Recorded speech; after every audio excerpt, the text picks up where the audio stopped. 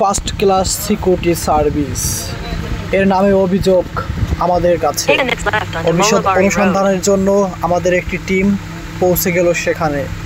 এখানে রাস্তার যে অবস্থা, যেখান থেকে আমরা না পেয়েছি প্রশাসনিক কোনো সহযোগিতা ছাড়াই আমরা গন্তব্যস্থলে পৌঁছাবার চেষ্টা।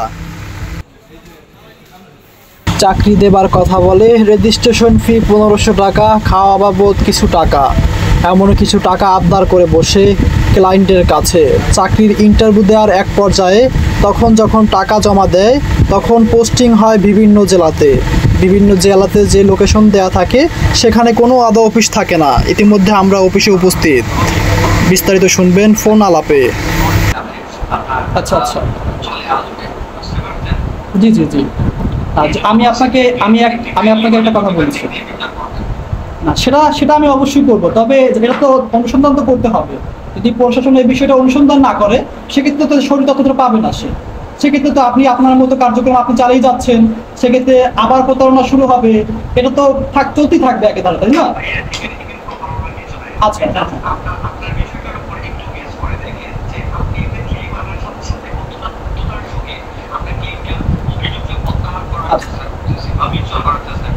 সেটা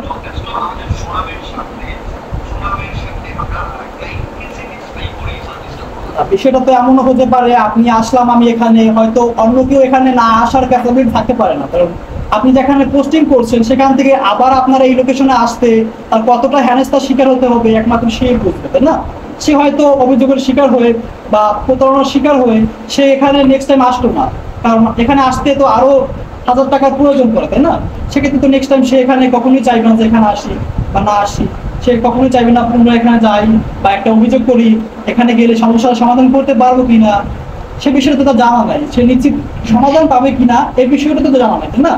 সেক্ষেত্রে সে কি করবে, যে যাওয়ার দরকার নেই, দিয়েছে তো 3000 টাকা দিয়েছে, 4000 টাকা দিয়েছে, আমি এভাবে বসে থাকি।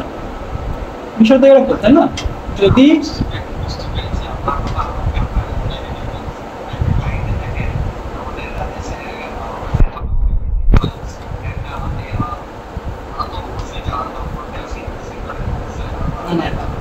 এই সেক্টরে যারা জব করতে আসে তারা সর্বোচ্চ গেলে 8ম শ্রেণী পাস অথবা এসএসসি পাস। কারণ আপনারা যে স্যালারিটা দেখলাম 17,000 টাকা স্যালারি, একজন হচ্ছে গ্রাজুয়েশন কমপ্লিট করা ছেলেও সে চাকরি করতে গেলে সেখানে সর্বোচ্চ বর্তমান যে চাকরির বাজারের অবস্থা, সেখানে হচ্ছে 12 থেকে 14,000 টাকার বেশি স্যালারি সে আশা করতে পারে না। তবে আপনারা হচ্ছে 17,000 টাকা স্যালারি দিচ্ছেন, 17,000।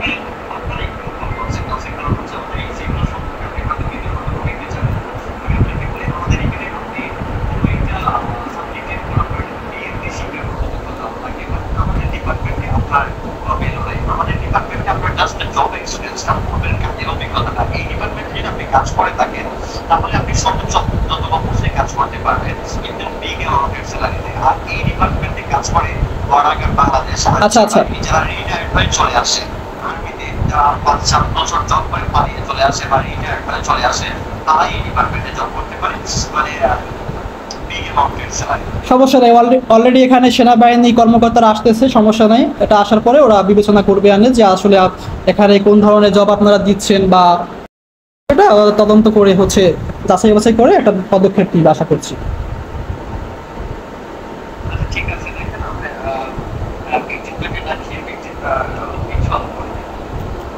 হ্যাঁ, অবশ্যই।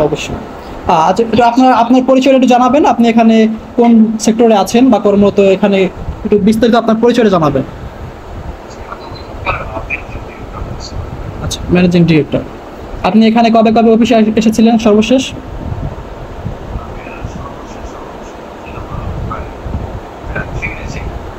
আচ্ছা, ঠিক আছে। নামটা জানাবেন আপনার? ঠিক আছে, ধন্যবাদ আপনার সময় দিয়ে সাথে থাকার জন্য। আচ্ছা, পরবর্তী পদক্ষেপ কি হবে আপনাদের বলুন অবশ্যই।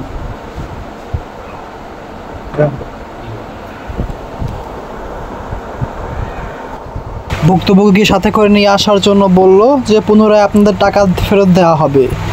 এ পর্যায়ে উনি কথা বলতেছে ফোনে এমডির সাথে, টাকা ফেরত দেবে কি না। এ পর্যায়ে সকল বিষয়গুলো আমাদের অনুসন্ধান করে উনি টাকাটা ফেরত দিল। পরবর্তীতে আমাদের ক্যামেরার ভিডিও বন্দি দেখে উনি আমাদের সাথে একটু পরে মিসবিহেভ শুরু করলো, কেন আপনাকে ভিডিও করছি। আপনারা কি কথা থেকে প্রতারিত হয়েছেন অবশ্যই কমেন্ট করে জানাবেন।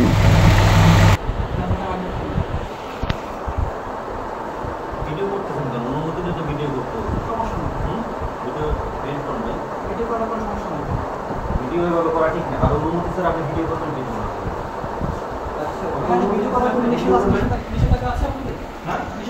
আমার অনুমতি নিয়ে আপনি ভিডিও করবেন কি না? আপনার চেহারা ভিডিও করিনি, আমার চেহারা ভিডিও করছি। আচ্ছা আপনার চেহারা ভিডিও করলে আমি এখান থেকে ভিডিও করে দেবো।